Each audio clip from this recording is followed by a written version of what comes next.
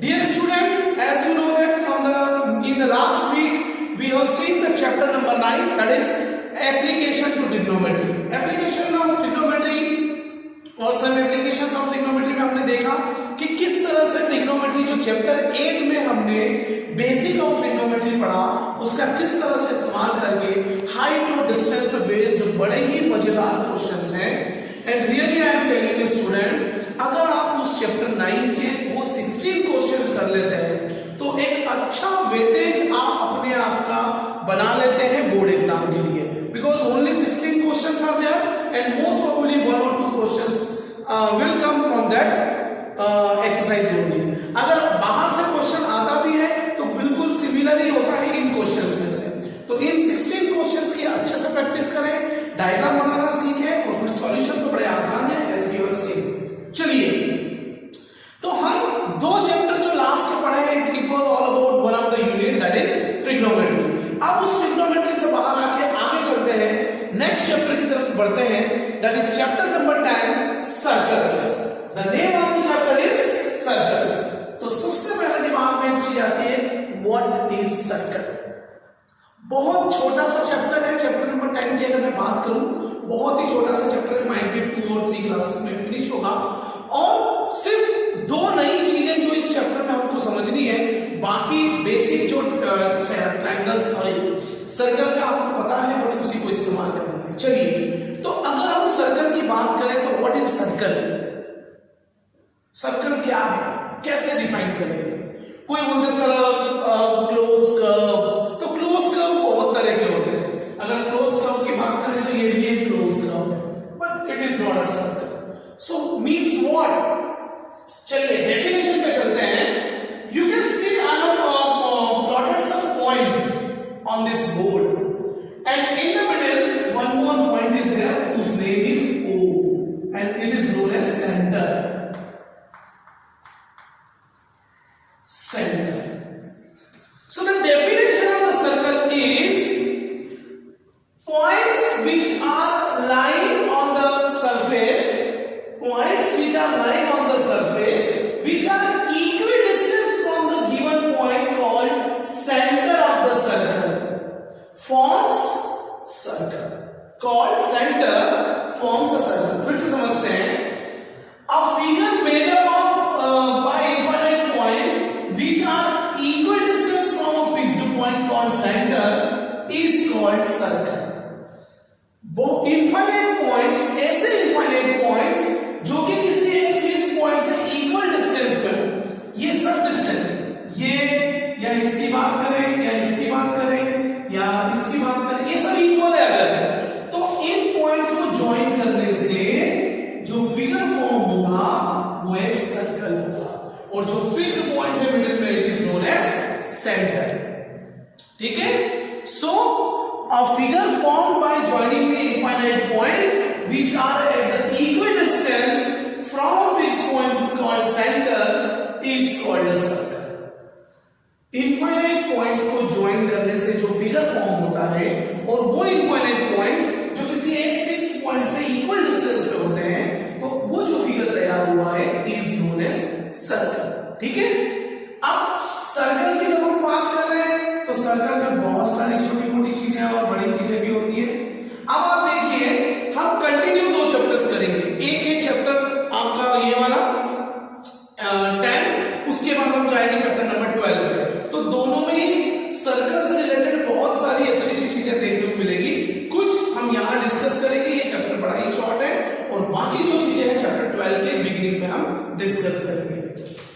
So this is known as circumference. Boundary of the circle is known as circumference. The point at the middle is known as center.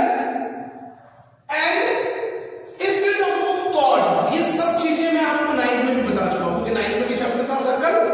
So chord, a line which join any two point of the circle is known as chord. यहां पर अगर देखें तो ये भी हो गया आपका chord. Clear? Diameter, a chord which passes through the center of the circle, PQ. ये भी PQ भी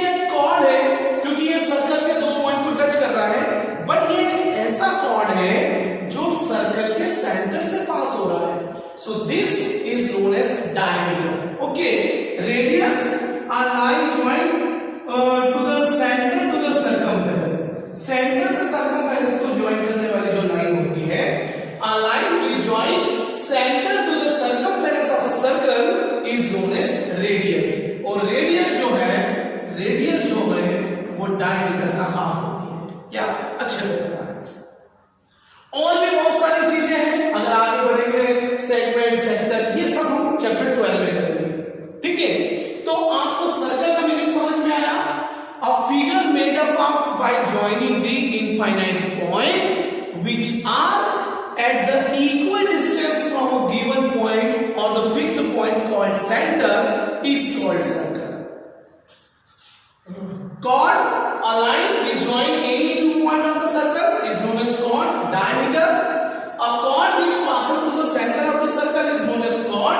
Radius, a line which joins center to the circumference is called radius. And radius is always half of the diameter. तो नया क्या है इस chapter में, ये सारी चीजें आपको पहले से ऑलमोस्ट पता ही होगी और ये 9th में भी हम पढ़ चुके हैं। What new? So only 2 terms are new in this chapter. The first one is secant, secant, secant. What is secant? Suppose we have a circle and see I am drawing some lines. Suppose P, Q. So these P and Q are known as secant. पहले definition को ध्यान से समझें। A line, line का meaning आपको clear है? Line which can, line का मतलब क्या होता है? Which can be extend infinitely in both the direction. है ना? लाइन सेगमेंट की बात नहीं कर रहे, line. A line which touches the circle at 2 points.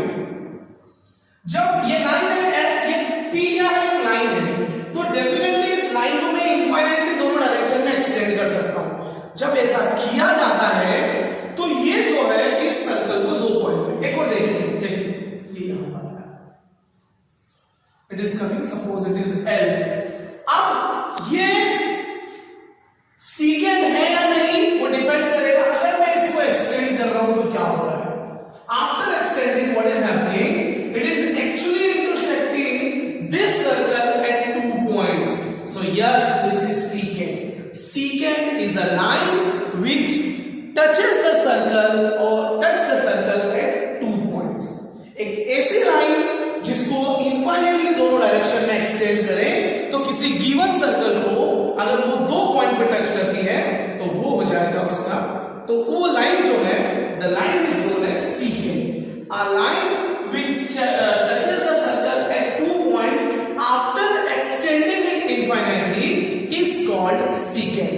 Once again मैं repeat कर रहा हूँ, a line which touches the circle at 2 points after extending it infinitely in both the directions. Get it?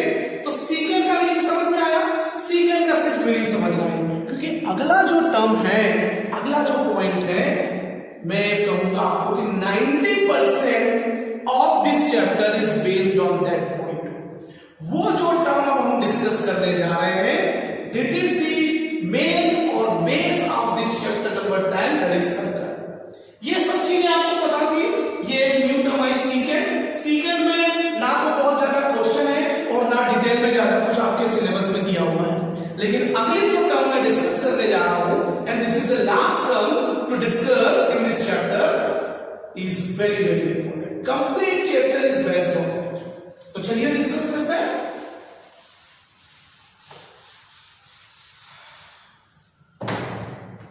Next term is tangent. क्या है? Tangent. Most important in class 10. Tangent. Okay, diagram से समझते हैं। Suppose we have a circle and see what is happening. AB. AB is a line. मैंने bidirectional symbol बनाया, it means it can be extended. AB is a line, but this is a line which touching this circle at one point. एक ऐसी line जो किसी circle को सिर्फ और सिर्फ एक पॉइंट पे टच करे, उसको एक्सटेंड आप करें एक गिवन सर्कल को, अगर वो एक पॉइंट पे टच कर देती है तो वो हो जाएगी आपकी tangent. A line which touches the given given circle at one point is called tangent। तो अब थोड़ा सा रिकॉल करें अपने दिमाग को या सोचें कि जो टेंजेंट है वो सर्कल के आउटर पार्ट में होगी, जैसे किसी भी प्लेन सरफेस पे जो हम सर्कल ड्रॉ करते हैं, so that plane surface will be divided into 3 parts, interior part of the circle, exterior part of the circle and on the circle. तो ये जो है टेंजेंट जो है क्या सर्कल के अंदर की तरफ बन सकती है? आंसर इज नो, क्योंकि वो सभी लाइंस जो सर्कल के अंदर होगी वो जब उसको एक्सटेंड करेंगे तो डेफिनेटली, जैसे मैंने ये ड्रॉ किया, अब अगर मैं इसे एक्सटेंड कर दूं तो क्या होगा? It will touch the circle eight 2 points, so that's why it is not a tangent, it will become secant, जो इसके पहले मैंने आपको बताया। बट टेंजेंट का मीनिंग आपको समझ में आया? A line which touches the circle at one point is called tangent। Okay, अब यहां पर AB क्या हो गई? आपकी टेंजेंट हो गई, और ये इस सर्कल को एक पॉइंट पे टच कर रही है, एंड इस पॉइंट का भी स्पेशल नाम है, it is known as point of contact, point of contact. ठीक है, वो पॉइंट जहां पर वो टेंजेंट गिवन सर्कल को टच करती है, दिस पॉइंट, यहां पर P क्या होगा? Point of contact. Point of contact से मीनिंग समझ में आ रहा होगा, वो पॉइंट जो उस सर्कल और उस टेंजेंट को कांटेक्ट में लेके आ रहा है, it is known as point of contact. ये कुछ टर्म्स है जिन्हें अच्छे से समझना है। A line which touches the circle at one point is known as tangent, and the point where this tangent touches the circle is known as point of contact। Clear है? ये सारी चीजें आपको समझ में आई? थोड़ी देर के लिए एक चीज और मैं आपसे पूछता हूं, फिर हम उसको सोचेंगे कि आगे कैसे होगा। AB मैंने एक टेंजेंट बनाई है, अब इस टेंजेंट के पैरेलल मुझे एक और टेंजेंट बनाना है। You know the meaning of parallel lines which never intersect। तो अगर मुझे इस AB टेंजेंट के पैरेलल एक और टेंजेंट्स बनानी है, तो कितने टेंजेंट्स मैं ड्रॉ कर सकता हूं फ्रॉम दिस सर्कल ओनली, कि वो इस AB के पैरेलल, और होनी टेंजेंट चाहिए। टेंजेंट होनी चाहिए मींस वो जो लाइंस है वो उस सर्कल को सिर्फ और सिर्फ एक पॉइंट पे टच करना चाहिए। ठीक है, तो बताइए मुझे इस AB के पैरेलल कितने टेंजेंट ड्रॉ की जा सकती है जो कि इस सर्कल के लिए टेंजेंट होगी और AB के पैरेलल होगी? Answer is 1। केवल और केवल एक ही टेंजेंट ड्रॉ कर सकते हैं हम, जैसे मानो ये लिया हमने XY, और वेस्ट में अगर आपको समझाऊं तो जो डायमीटर होता है, डायमीटर के एंड पॉइंट्स पे जो टेंजेंट ड्रॉ होती है वो हमेशा पैरेलल होती है। तो यहां पर किसी भी सर्कल के पैरेलल कितने टेंजेंट ड्रॉ हो सकती है? तो आंसर हो गया maximum 2 tangents can be drawn which are parallel to each other.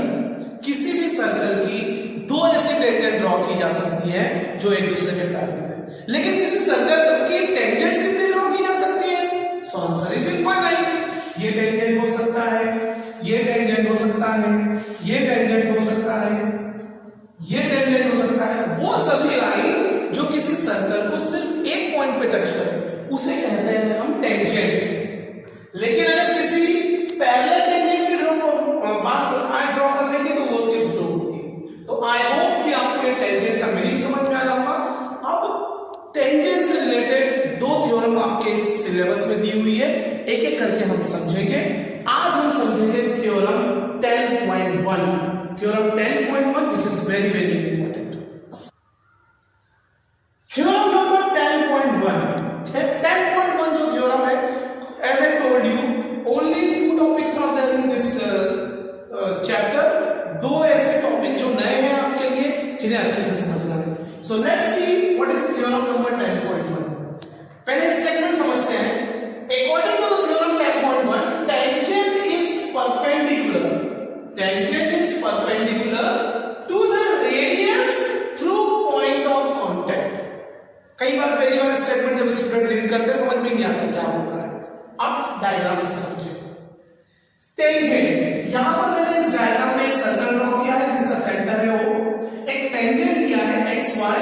जिसका point of contact P, point of contact P है, समझ में आ रहा है? इसका मतलब कि ये जो टेंजेंट XY है इस सर्कल को पॉइंट P पे टच कर रही है, ठीक है? Perpendicular to the radius through point of contact. अब अगर मैं इस सर्कल की रेडियस ड्रॉ करूं और वो रेडियस कहां से ड्रॉ करूं?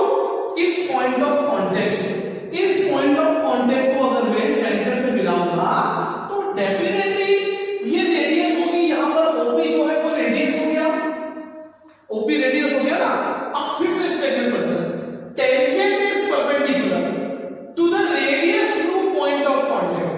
OP जो रेडियस है तो ये जो टेंजेंट है वो इसका परपेंडिकुलर होगी। इसका मतलब है कि यहां पर जो एंगल बनेगा वो 90 डिग्री का बनेगा।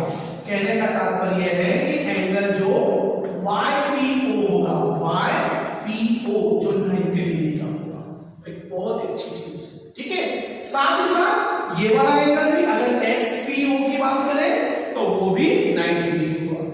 Radius is perpendicular to the point of contact, या टेंजेंट जो है वो रेडियस से परपेंडिकुलर होगी। अगर वो अब रेडियस तो बहुत होती है, थ्रू पॉइंट ऑफ कांटेक्ट क्यों लिखा है? क्योंकि अगर भाई मैं यहां बना दूं, मैंने बनाया OQ, तो OQ भी रेडियस है, बट क्या ये OQ radius point of contact के थ्रू है क्या? नहीं। तो पॉइंट ऑफ कांटेक्ट से अगर आप एक रेडियस ड्रॉ कर रहे हैं तो ये टेंजेंट जो है इस रेडियस पर परपेंडिकुलर होगी। तो कुल मिलाकर के यहां पर जो एंगल फॉर्म होगा वो परपेंडिकुलर है तो 90 डिग्री हो जाएगा। इस बात को हमें प्रूव करना है। तो चलिए देखते हैं, थ्योरम का प्रूफ भी बड़ा आसान सा सिंपल सा है, कैसे इस थ्योरम को प्रूव किया जाए।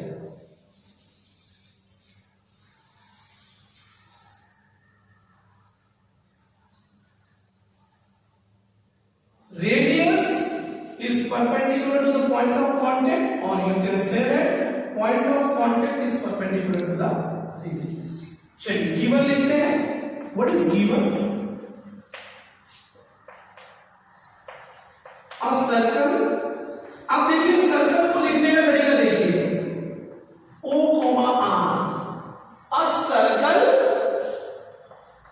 O, R क्या मतलब हुआ इसका? कि एक सर्कल है जिसका सेंटर O है और रेडियस R है। शॉर्ट में लिख दिया मैंने। अ सर्कल O, R का मतलब हुआ a circle with centre O and radius R। XY is a tangent with point of contact P। ये है हमारा गिवन। क्या है? अ सर्कल ओकोमा, हमारे सर्कल है जो कि सेंटर O है, रेडियस R है। XY is a tangent with point of contact P। XY is a tangent है जिसका पॉइंट ऑफ कांटेक्ट क्या है? P। टू प्रूफ में क्या बताना है? टू प्रूफ में हमें बताना है कि जो अगर मैं O से P को मिलाऊंगा तो रेडियस बनेगी OP is perpendicular to XY। ठीक है? इसमें छोटा सा कंस्ट्रक्शन होगा, वो करते हैं हम। चलिए इधर करते हैं। आपको थ्योरम्स को प्रूव करने का तरीका 9th में बहुत अच्छे से समझ में आया है। काफी सारे चैप्टर्स थे, इसलिए मैं आपको वापस नहीं रिवाइज करवा रहा हूं कि जब भी हमें कोई थ्योरम प्रूव करना है, कोई ज्योमेट्री का प्रूफ करना है, तो पहले गिवन होगा, फिर टू प्रूफ होगा, अगर कंस्ट्रक्शन रिक्वायर्ड है तो वो होगा, एंड देन कंस्ट्रक्शन करेंगे। हम कंस्ट्रक्शन में हम क्या कर रहे हैं इस थ्योरम को प्रूव करने के लिए? We are taking two more points on this, suppose A and B, and also we are joining OA, OB and OP जो कि radius. Take A and B, two points on XY and join OA, OB and O। Construction में क्या लिखा है? Take A and B two points on XY। मैंने XY जो tangent है उसमें दो और पॉइंट ले लिए, एक A ले लिया, एक B ले लिया, and join OA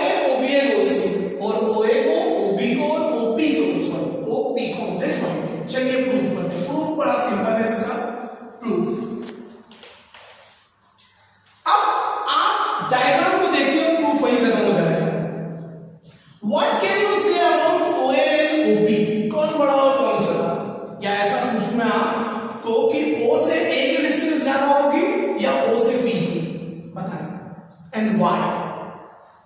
As I told you कि किसी भी सर्कल को जब किसी प्लेन फिगर पे ड्रॉ करते हैं तो उसके 3 पार्ट्स होते हैं, interior, exterior and on the circle. ठीक है, अगर ए को देखें तो इस सर्कल के एक्सटीरियर पार्ट में है, पी को देखें तो ऑन द सर्कल है, तो डेफिनेटली जो OA है वो ग्रेटर होगा OP से, OA will be greater than OP। और इसी तरह से आप मुझे बताएं what can you say about OB and OP? वो भी वही होगा because OP is greater and OP is also greater than OP। ठीक है, O से A तक की डिस्टेंस या O से B तक की डिस्टेंस की बात करें तो वो OP से ज्यादा ही होगी। क्यों होगी इसका रीजन लिख दो, because A and B are on the exterior of the circle। क्या लिखा है मैंने, because A and B are on the exterior of the circle। A और B अगर exterior part of the circle पे है तो OP की डिस्टेंस उनसे ज्यादा ही होगी। तो इससे क्या हुआ, OP की लेंथ OA से भी कम है और OP की लेंथ OB से भी कम है। So we can say that OP is the shortest among all the points taken on tangent xy। OP जो है OA से भी छोटा, OP जो है OB से भी छोटा। तो क्या ये स्टेटमेंट हम बोल सकते हैं कि OP is the shortest among all the points taken on xy tangent? इस टेंजेंट पे मैं P के अलावा कोई भी पॉइंट अगर ले लूं और उसको अगर O से ज्वाइन करूं तो ये OP की जो डिस्टेंस है उन सब से कम ही होगी। इसका मतलब OP हो गया शॉर्टेस्ट। और 9th में हमने ये पढ़ा है कि कौन से डिस्टेंस शॉर्टेस्ट डिस्टेंस होती है। मुझे अगर इस वॉल से उस वॉल पर जाना है तो मैं मिनिमम डिस्टेंस कब कवर करूंगा, जब मैं बिल्कुल स्ट्रेट पाथ को फॉलो करते हुए परपेंडिकुलरली जाऊंगा। अगर मैंने थोड़ा भी कर्व बनाया या अपनी डायरेक्शन को जिगजैग किया so I will cover more distance, है ना। तो यहां पर क्या लिखेंगे, we know that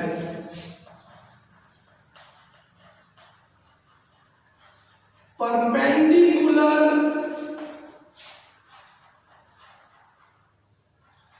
distance is the shortest। Okay, perpendicular distance is the shortest, hence what, hence OP is perpendicular to xy।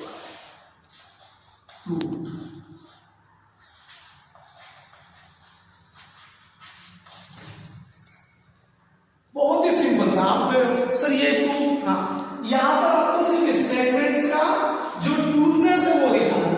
हमने क्या किया, xy टेंजेंट के ऊपर 2 पॉइंट और लिए, A और B लिया, OA को OP से कंपेयर किया तो देखा कि OP जो है OA से छोटा, OP को OB से कंपेयर किया तो भी छोटा। इसका मतलब जो OP की लेंथ है वो शॉर्टेस्ट होगी among all the points taken on this xy।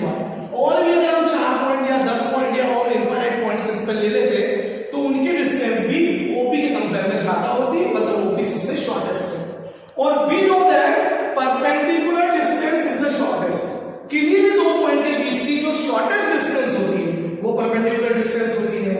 तो अगर ये OP शॉर्टेस्ट है इसका क्या मतलब है कि OP जो है वो xy के ऊपर परपेंडिकुलर है। OA भी इस सेंटर से इस टेंजेंट की डिस्टेंस बताता है, OP भी इस सेंटर से इस टेंजेंट की डिस्टेंस बताता है और OB भी डिस्टेंस बताता है। लेकिन सबसे कम डिस्टेंस कौन है, OP। और जो कम होती है वो सबसे शॉर्टेस्ट जो होती है वो परपेंडिकुलर डिस्टेंस होती है। That's why OP is perpendicular to xy। It is true। With the help of this theorem and whatever the discussion we have about secant and tangent, you can easily solve the first exercise, which is very easy. So please complete it. Thank you.